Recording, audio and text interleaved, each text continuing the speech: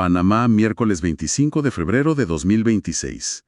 Los temas principales que vamos a tratar hoy incluyen el traspaso millonario de infraestructura al órgano judicial, la implementación de un nuevo Plan Estratégico Nacional de Salud Pública a 5 años, el fin de ciclos de incentivos fiscales corporativos en el sector turismo y la intrincada maquinaria de la microadministración estatal que mantiene todo funcionando.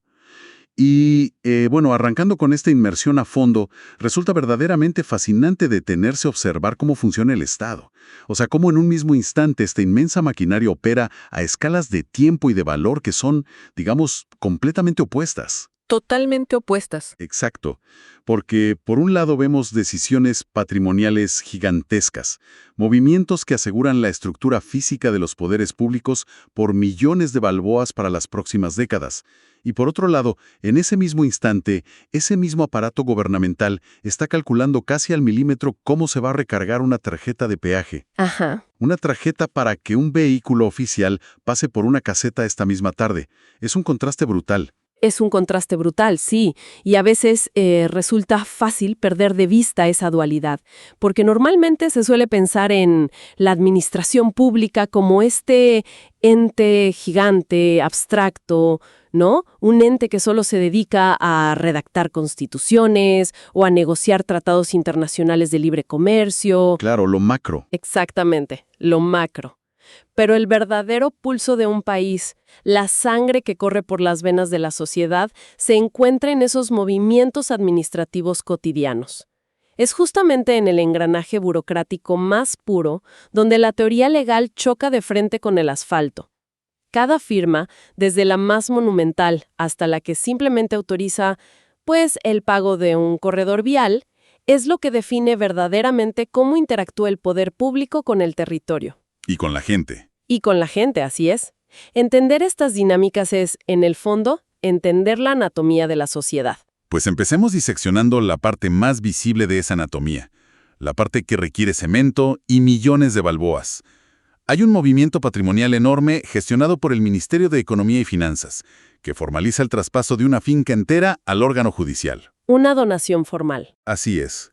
Se trata de un terreno inmenso en la provincia de Coclé, específicamente en Penonomé, donde de hecho ya opera la unidad judicial regional. Pero, lo que realmente detiene la mirada aquí no es solo el valor estimado de 1.672.417 balboas. No, es el detalle. Es el detalle final. Son los 51 centavos, ese punto 51.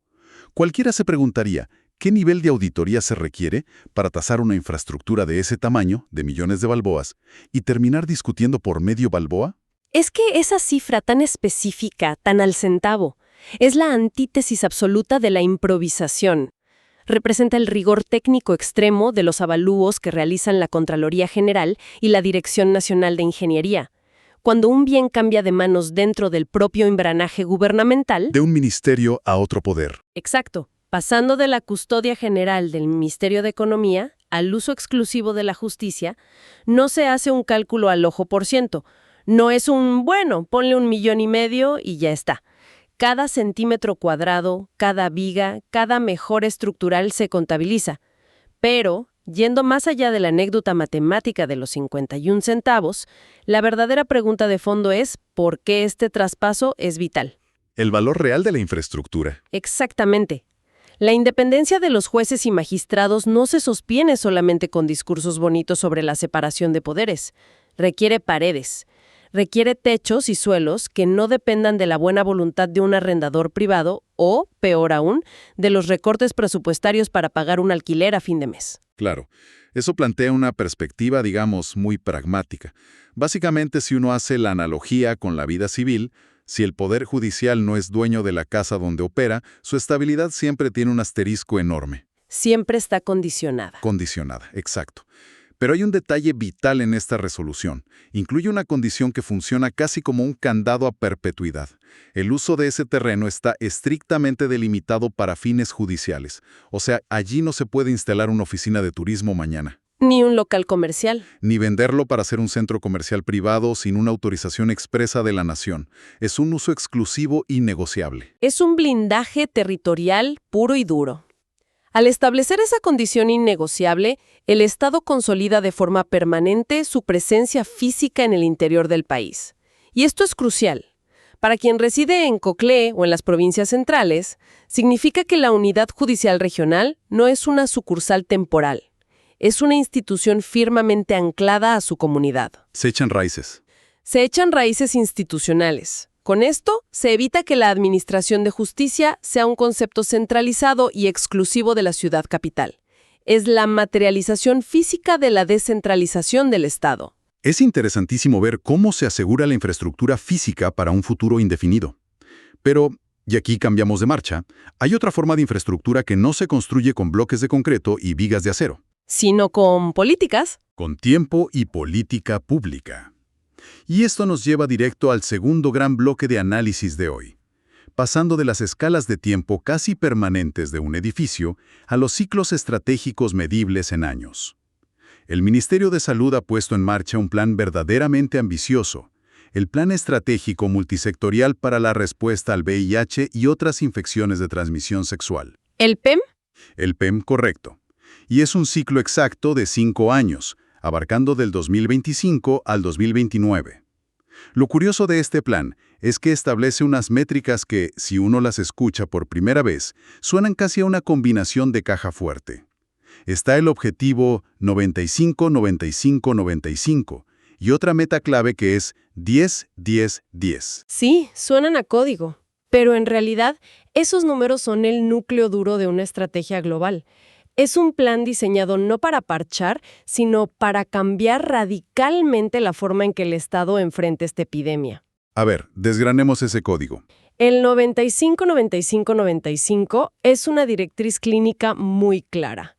Establece primero que el 95% de las personas que viven con el virus deben conocer su diagnóstico, porque hay mucha gente que lo ignora. Claro, el diagnóstico es el primer filtro. Exacto. Luego, el segundo escalón es que el 95% de ese grupo ya diagnosticado reciba terapia antirretroviral de forma ininterrumpida. Y finalmente, el tercer 95 exige que quienes están bajo tratamiento logren la supresión viral. Es decir, que el virus se vuelve indetectable. Indetectable y, por lo tanto, intransmisible. Esa es la meta clínica. Pero espérate, porque eso me genera una duda enorme sobre la ejecución en el mundo real. O sea, esos 3 niveles suenan lógicos y perfectos desde el punto de vista médico. El primer 95 es encontrar los casos, el segundo es darles la medicina y el tercero es asegurar que la medicina funcione en el cuerpo. Así es. Pero ¿qué papel juega entonces la otra métrica? El 10-10-10. ¿A qué barreras exactas se refiere ese número? Porque no suena a clínica. No es clínico. Y ahí radica el cambio de paradigma más importante de esta década. El 10-10-10 es el reconocimiento oficial de que la medicina por sí sola no frena una epidemia si el entorno social es hostil y te rechaza. Oh, ya veo. Estas metas apuntan específicamente a reducir a menos del 10% las barreras legales punitivas, reducir a menos del 10% el estigma y la discriminación en la sociedad y reducir a menos del 10% las desigualdades de género que aumentan la vulnerabilidad de ciertas poblaciones. De ahí la palabra multisectorial en el título del plan. Totalmente. Históricamente se cometió el tremendo error de tratar el VIH de forma aislada, exclusivamente como un problema de hospitales, de batas blancas y pastillas. Este nuevo enfoque, al ser multisectorial, asume por fin que es un desafío integral de sostenibilidad social y de derechos humanos. Involucra al sector laboral, al sistema educativo, al acceso a la vivienda. Tiene muchísimo sentido, porque de nada sirve tener cajas y cajas de antirretrovirales en la farmacia de un centro de salud si la persona que los necesita tiene pánico de ir a buscarlos. Exacto. Pánico de que la vean en la fila, de que alguien se entere y en consecuencia perder su empleo o su lugar en la comunidad. Es pasar de administrar una enfermedad de forma crónica a gestionar verdaderamente el bienestar integral de la persona. Y utilizar un plan a 5 años parece una herramienta brillante diseñada específicamente para sobrevivir a la inmediatez política. Así operan los grandes ciclos. Claro, en un entorno donde las noticias cambian cada hora y los presupuestos se debaten cada semana, tener un plan quinquenal se convierte en un faro. Manda un mensaje clarísimo de que el objetivo final no es solo apagar los incendios del día a día, sino poner fin a la epidemia estructuralmente. Los planes quinquenales actúan como el ancla del sistema de salud pública. Permiten que, sin importar las fluctuaciones del gobierno de turno, exista una hoja de ruta técnica inamovible. Es la gran diferencia entre simplemente reaccionar a una crisis coyuntural y construir una prevención real a largo plazo. Y si mantenemos justamente esta óptica de los ciclos de tiempo, de cómo la administración pública enciende y apaga motores según un calendario preestablecido, resulta de lo más natural adentrarnos en el terreno del desarrollo económico. El reloj de arena financiero. Exactamente, porque así como se inician planes de 5 años en salud, hay herramientas económicas y financieras que nacen con una fecha de caducidad inalterable, lo que nos introduce en el fascinante mundo de los incentivos fiscales. Un tema complejo. Muy complejo. Pero hay un principio básico en la economía que aplica siempre. Nada dura para siempre. Y esto es especialmente cierto para las exenciones de impuestos. Hay una resolución reciente de la Autoridad de Turismo de Panamá dirigida a la empresa responsable de un gran proyecto hotelero, el Hampton by Hilton, que está ubicado en una zona comercial muy activa, en Bellavista, en la ciudad capital. Sí, un proyecto enorme. Y el documento es, básicamente, un aviso de término formal. Le comunican a la corporación que el 31 de diciembre de 2025, punto final, se acabó definitivamente el periodo para gozar de los incentivos fiscales que se les otorgaron bajo la famosa Ley 80 del año 2012. Es literalmente el cierre de un ciclo de más de una década. Observar desde afuera el final de un incentivo fiscal es hacer una radiografía excelente de cómo funciona el estímulo económico real en un país. Pongamos el contexto. En el año 2012, el panorama del desarrollo hotelero justificaba que el Estado tomara una decisión calculada. Una apuesta a futuro. Una apuesta, exacto. El Estado decide sacrificar la recaudación inmediata de impuestos corporativos y de importación. Lo hace para convencer a los grandes inversionistas de asumir el riesgo gigantesco de construir infraestructuras masivas. Se deja de cobrar tributos a una empresa con la expectativa firme de que ese capital retenido se traduzca en un proyecto de hospedaje que genere cientos de empleos. Empleos en la construcción primero. En la construcción, claro. Y luego que contrate personal local permanente para operar el hotel y que atraiga un flujo turístico constante a una zona como Bellavista. El retorno de la inversión para el país no se busca en el cheque del impuesto sobre la renta del año 1 o 2, se busca en la reactivación de toda la cadena de valor que florece alrededor del hotel. Se comprende perfectamente la lógica de traer la inversión inicial. Es el anzuelo necesario. Pero surge una duda que siempre genera debate.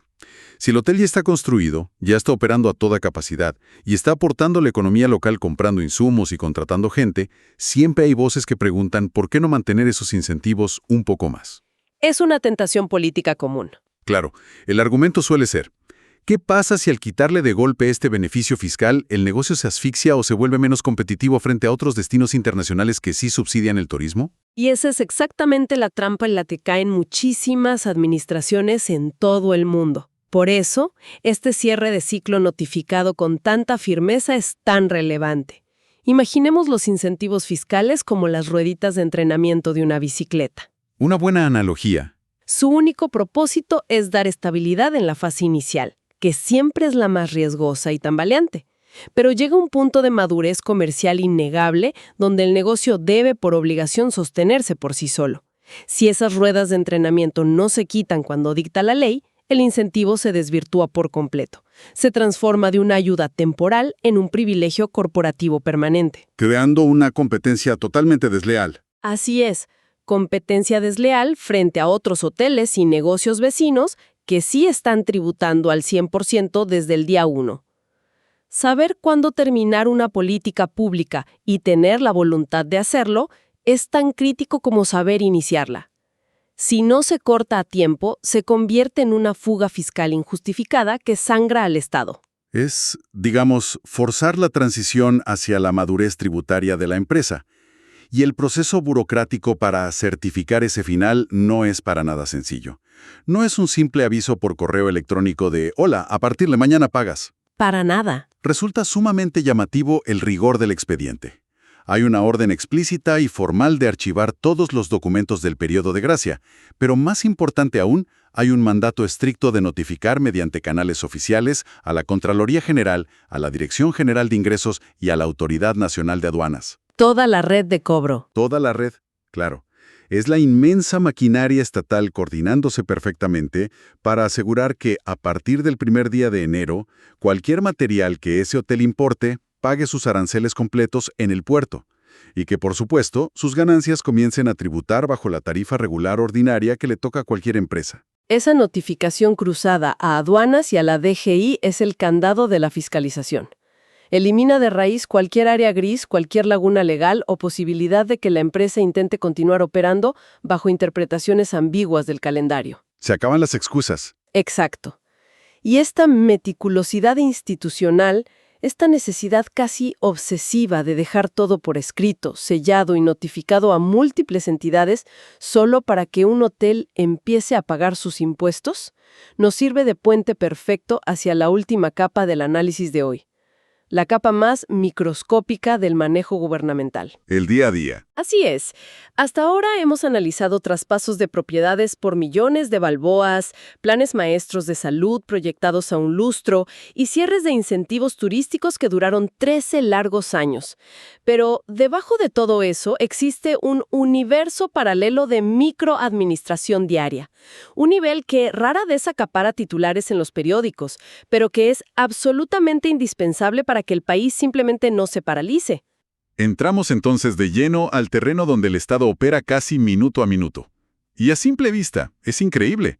Encontrar una resolución oficial del Instituto de Medicina Legal y Ciencias Forenses, una institución de peso crítico, cuyo único propósito es delegar la firma para autorizar la compra y recarga de tarjetas de peaje para sus vehículos, parece a primera vista el colmo de la burocracia extrema.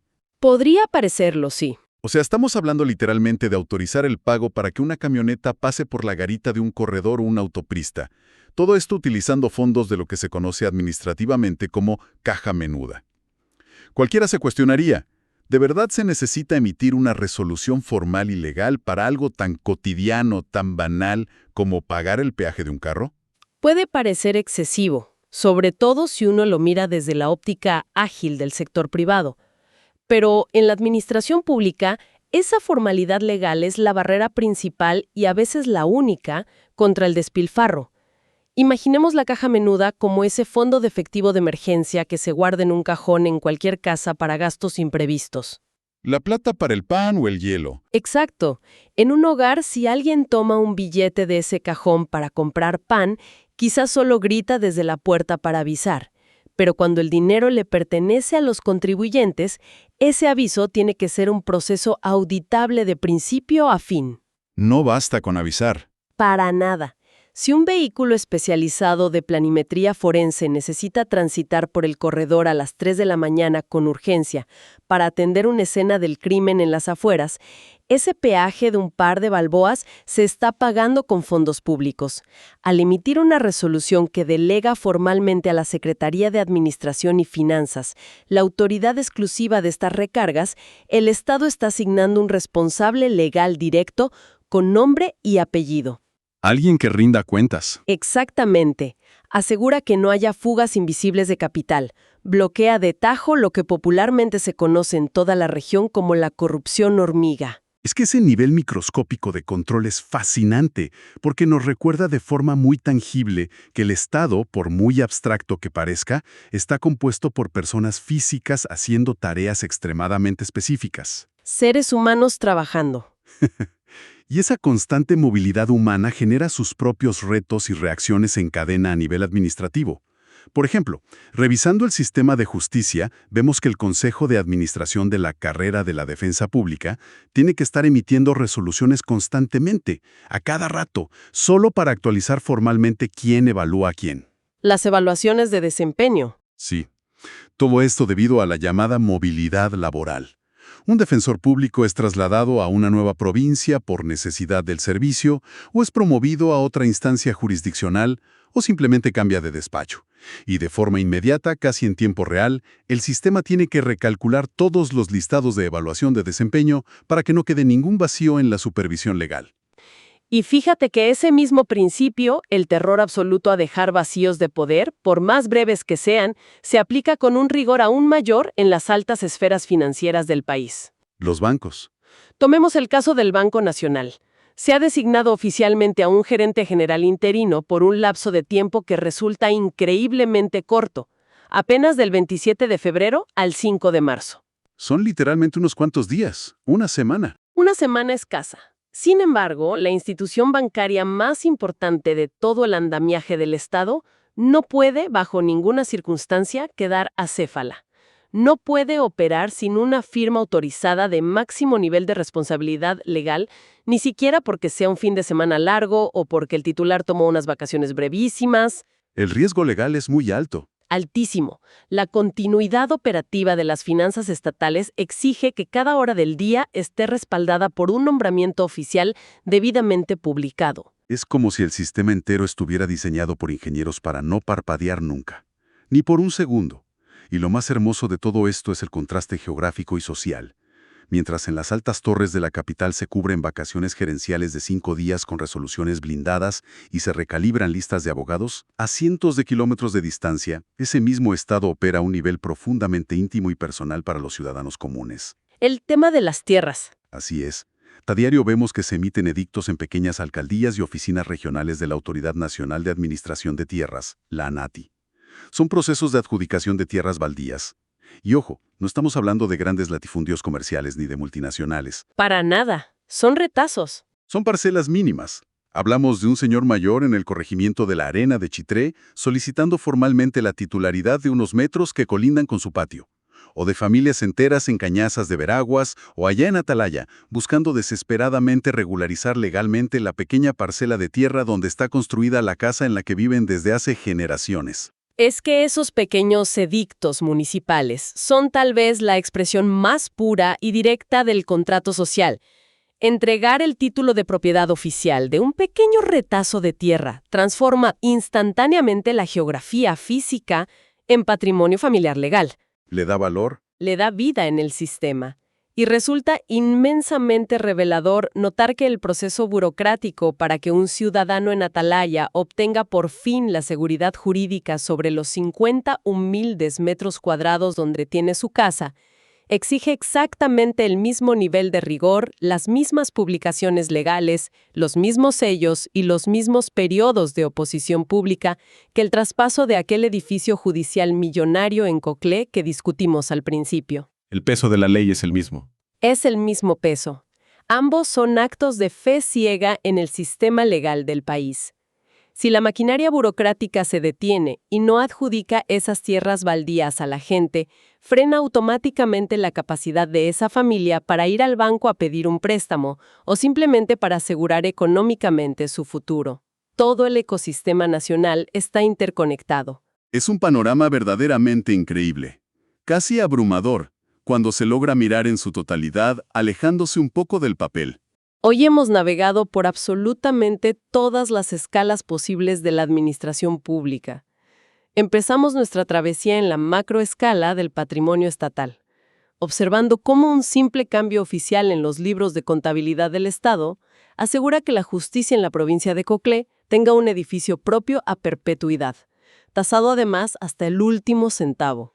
El cimiento del Estado de Derecho.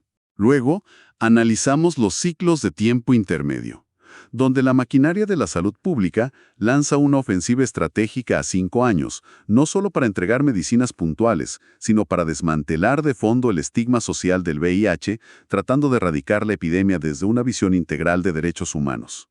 También vimos cómo funciona el freno en el motor del desarrollo económico, analizando el final exacto de 13 años de jugosos incentivos fiscales para un gran hotel, demostrando que, para la supervivencia fiscal, saber cuándo cobrar los impuestos completos es tan vital como saber cuándo perdonarlos.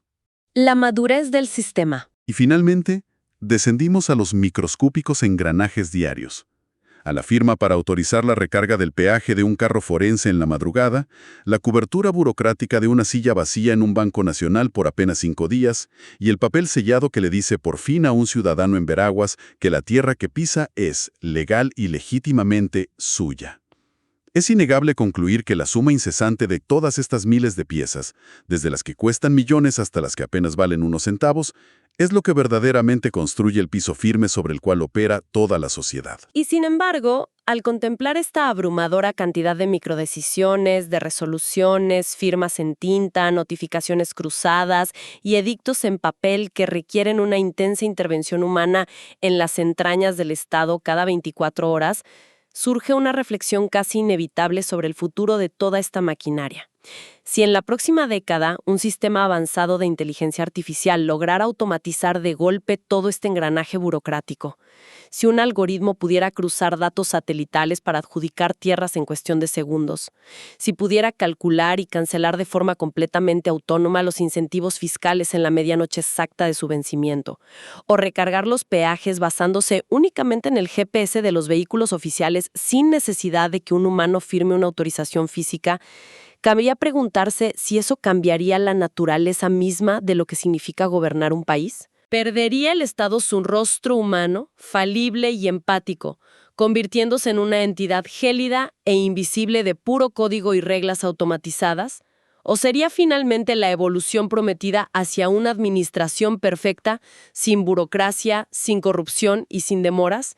Es un horizonte que, frente a la inmensa complejidad actual que hemos repasado, se acerca rápidamente y exigirá respuestas.